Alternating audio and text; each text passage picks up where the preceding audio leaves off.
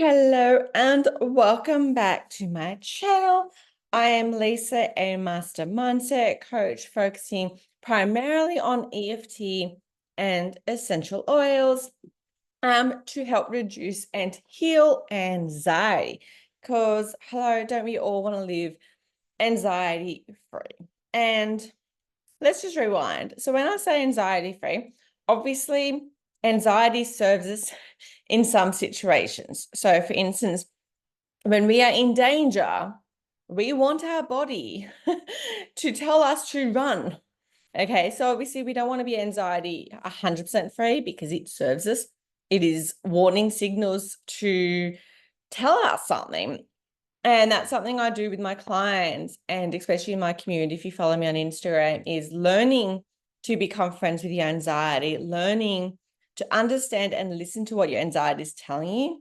So you can be anxiety free. You're no longer feeling anxious when you feel safe to feel that certain way. So, hello, that was just a little side riff that I wasn't planning on saying, but I surrender and trust that someone needed that friendly reminder. So first up, make sure you hit the subscribe button to make sure you receive my weekly anxiety helpful content. There's mini trainings, there's healings, all the good stuff. Okay. So let's talk about anxiety in children. So anxious children, how to, I guess, respond or heal anxiety in our children. And to pre-cup, and I guess to save you time, I don't talk about healing our children because there's a more powerful way. Okay. So if you've ever felt the weight or worry or helplessness as you watch your child struggle with anxiety, let me tell you, you are not alone. And I want to know that I see you. I'm here for you. I know what you're going through. I know exactly how it feels.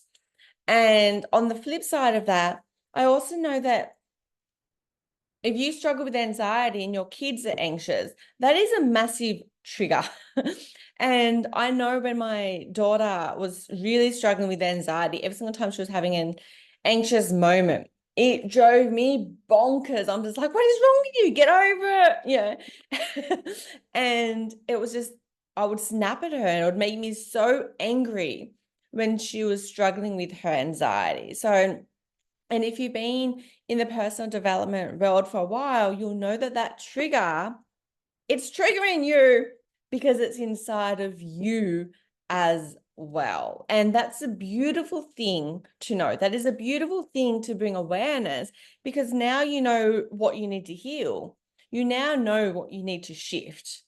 You now know that you get to change that. Okay. So let's dive in. So when we talk about anxiety, I really want you to know, and it's essential to understand, that it's a learned behavior. Children are not born anxious. What baby do you know that came out struggling with anxiety? It's not a thing. Okay? God did not create children to be anxious. It is a learned behavior. That is why when they're born, they're not anxious, but over time, they become anxious. Okay.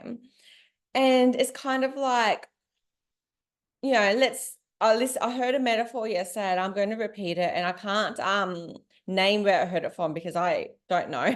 I can't remember the name. So it didn't come from me. And he said that anxiety in children is kind of like, a child is sitting at the dinner table having breakfast with their mum, and this massive dog, and just imagine that you're not a family that has dogs. A massive dog walked into the kitchen. Okay. What the kid does first is make eye contact with the mother. And there's two responses here. The mother could go, oh, that's so beautiful. What an amazing dog. Let's pat. And, it's like this calm atmosphere. And the child copies that behavior, calm, soothing, playful with the dog. Or The other mum, normally the mum that doesn't have dogs or the mum that struggles with anxiety, would freak out and go, don't touch the dog. And kind of like going this either freeze or fly, get away from that dog. And it's kind of like that panic tone. And guess what? The child copies that. The child is mirroring the mother's reaction. That is a learned behavior. The parent is teaching the child to panic in uncomfortable situations, to panic when something new happens out of their control or when they're not sure if they're safe. Okay. And I can go on and on with examples, but I feel like that was a really good example. Obviously, you know, and another way of looking at it is anxiety is kind of like, you know, a child, you know, a mother tells a child, and, you know, if you've got kids like me, how many times are you telling the kid, get away from the road, don't get too close to the road? And you might give them 1, 2, 3 warnings, and they still don't listen. Then they get too close, and then maybe a car's coming, and then you freak out and you run, you chase them, and you grab them, and you pull them back, and it's this whole situation. Okay, like, let's face it, we've all had those situations, you know, as mother to children. Anxiety is the same thing. Anxiety is giving you warnings, giving you hints, basically making alarm bells go off.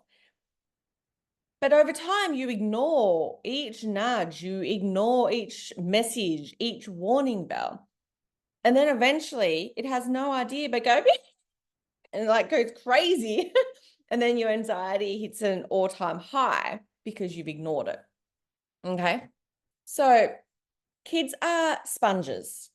Okay. And in the NLP world, it's kind of like anything from the age of 7 and underwards, everything that you're experiencing is passed down to your kids. They're walking around as an unconscious mind. So everything that you're feeling, everything that you're behaving, all your beliefs, everything is passing down to your kids.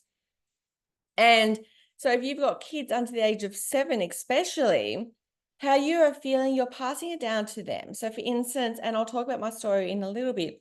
For instance, my daughter really struggled with anxiety, and that was because when she was between 0 and 7, that was when I was at my heightened with my anxiety. That was when I was really deep in my anxiety and struggling with it daily.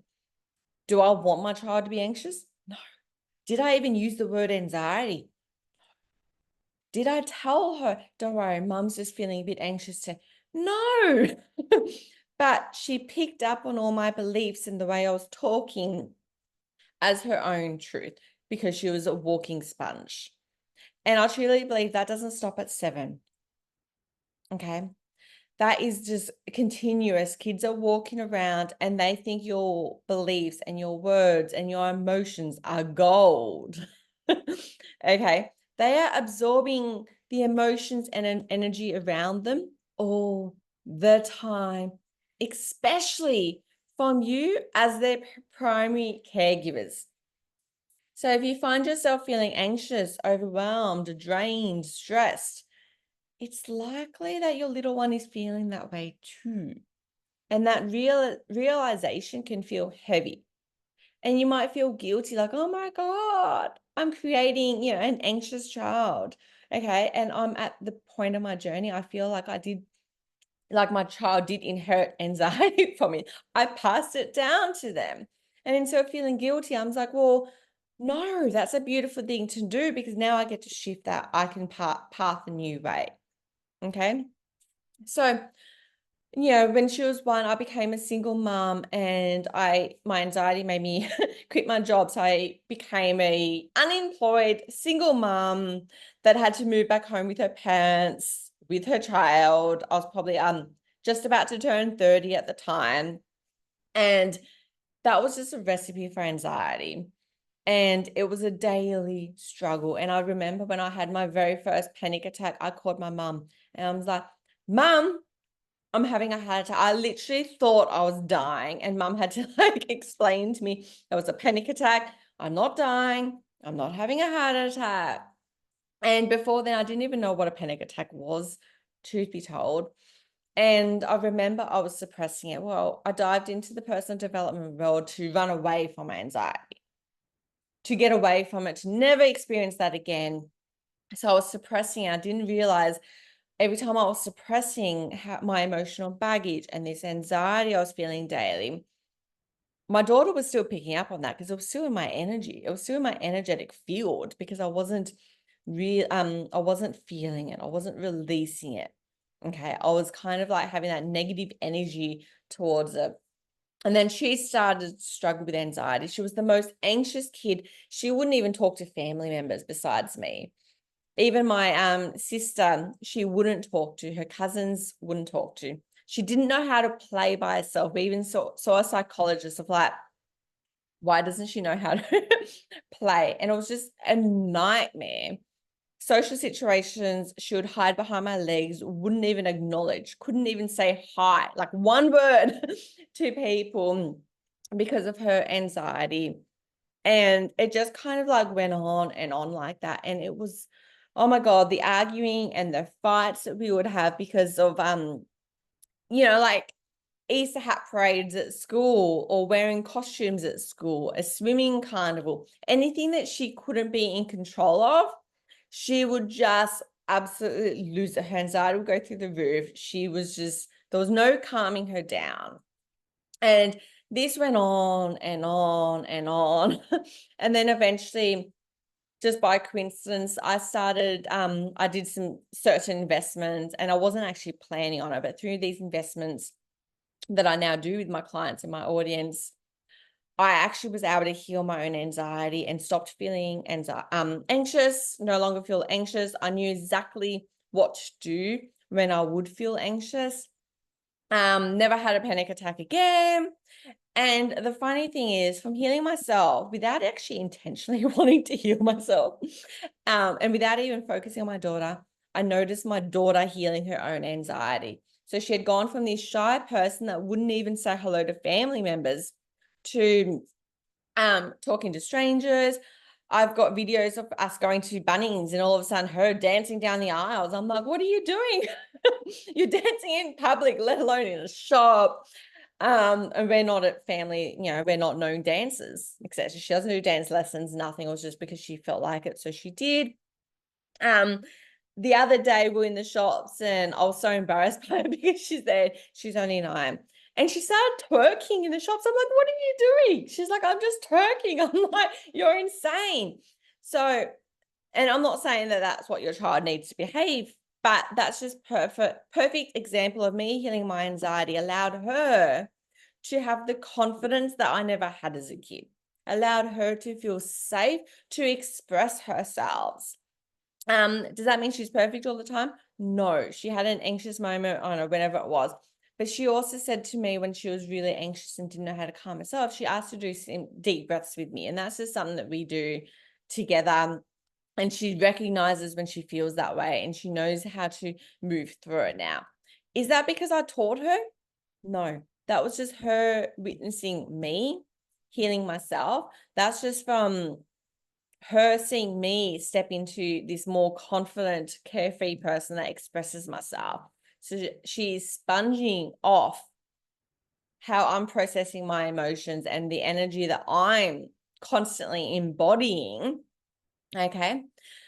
So that was just a little example of how your anxiety could be passing on to your kids. And to raise confident kids isn't about teaching them confidence. It's about you becoming the confident person that you want them to be, knowing that they're going to copy and learn that behavior from you. So anxiety is also copying. Okay, they're copying the anxiety from you. So if you want them to feel more free and confident, that starts with you, which is why in the beginning, if you remember when I said, I don't directly work with children to heal their anxiety, I work with their caregivers because then that will get passed down to their kids. Okay. So as I mentioned, as I healed my own anxiety, I actually also without meaning to, or without, I guess I did unconsciously, have that intention. But when I healed my anxiety, I actually healed my daughters as well. And that's just because she's copying and learning who I am being. Okay. So I just want to talk about a couple of things that helped me heal my anxiety, and that I truly believe in. So I've been doing EFT for this whole entire time. So EFT, also known as emotional freedom techniques, or also tapping. So throughout my whole journey, I am an EFT practitioner. I rely on EFT daily, even now. You don't need to, I believe in everyone should be tapping at least 5 minutes a day, because it allows you to process your emotions. Okay, the bottle of wine or the glass of wine at the end of the day, which, when I was anxious, I would come home at the end of the day, have my glass of wine, numb out to TV, go to bed, and then I'm wondering why I feel like shit all the time. I wasn't processing how I was feeling.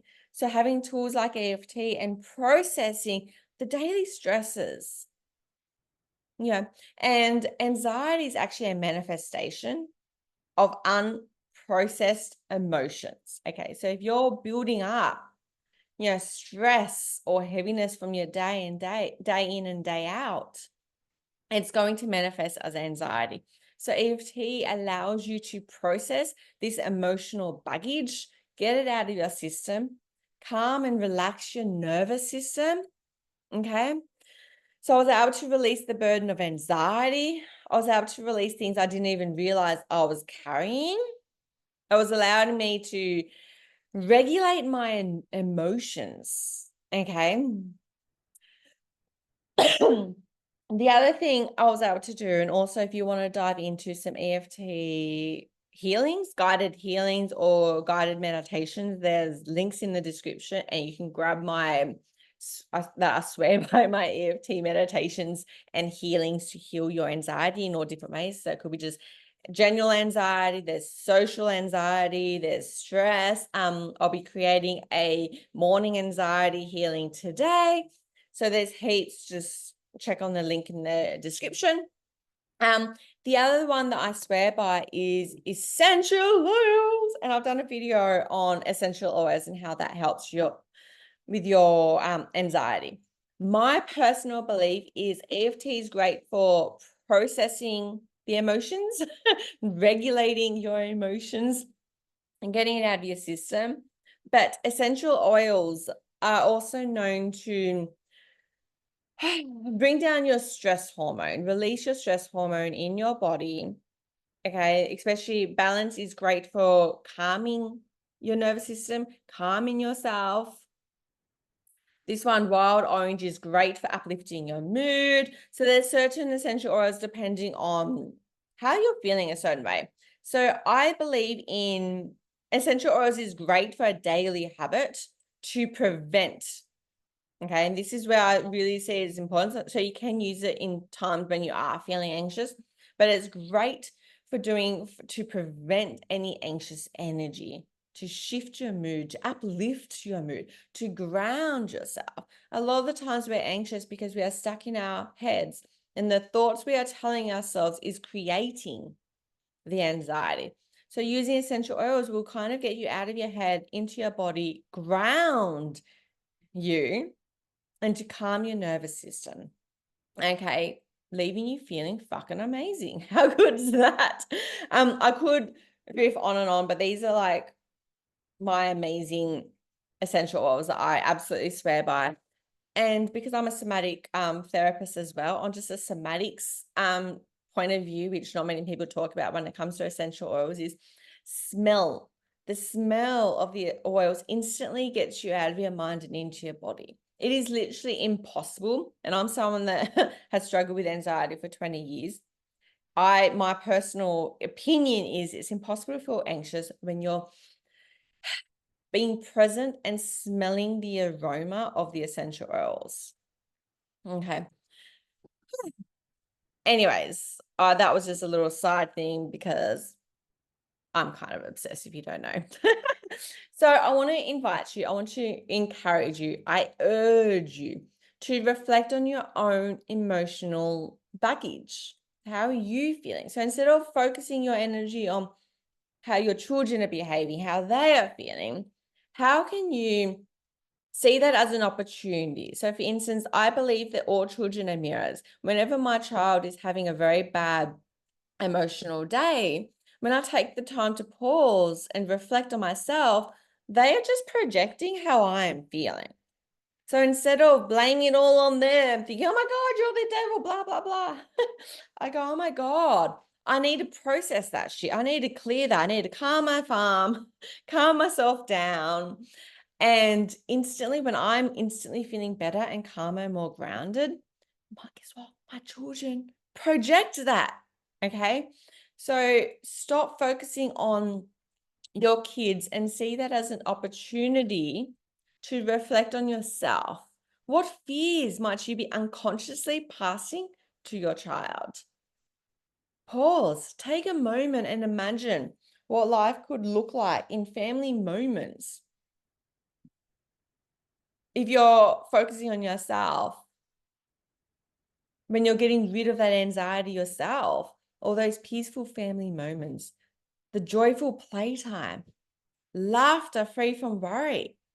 I laugh with my kids so much. When my daughter was twerking at the shop, was I embarrassed because I have 20 years of social anxiety and normally I have a history of panic attacks in social situations, and here my daughter is twerking in public for people to see? No, I laughed. That was a great moment. Okay, and the funny thing about all these things I mentioned with my daughter, the reason why I remember it so clearly is I was 30 before I ever danced. I wouldn't even dance in my bedroom at home. Like, I would not dance no matter what because of my anxiety. And it wasn't until my NLP training, I ended up finding myself on the dance floor dancing with everyone else, completely sober. And I was absolutely hooked. So knowing my daughter is 9 and is confident to dance, even though she's not a dancer, I was just like, yeah, man, own it. Okay, so that's why I'm talking a lot about her dancing experience, because, I think that's just freaking amazing. Take some time, picture your child thriving, feeling grounded and secure and confident in their own skin, no matter what life throws at them. Okay, because that is possible. But it doesn't begin with them, it begins with you. It begins with your own healing journey. Okay. So if you've got an anxious child, it's not about healing them, it's about how can you heal your own anxiety, knowing that you're also going to be healing themselves. Okay. So I feel like I've said everything. I've gotten a bit passionate in this video. The links are in the description for the essential oils that I recommend for anxiety, plus the EFT guided healings for anxiety. Okay. Make sure you subscribe so you don't miss any weekly anxiety mini trainings or healings, etc., etc. And I would always love to hear from you. So make sure you find me on Instagram, which is It's Lisa Falconer, also in the description. And let me know how you found this or if you have any questions.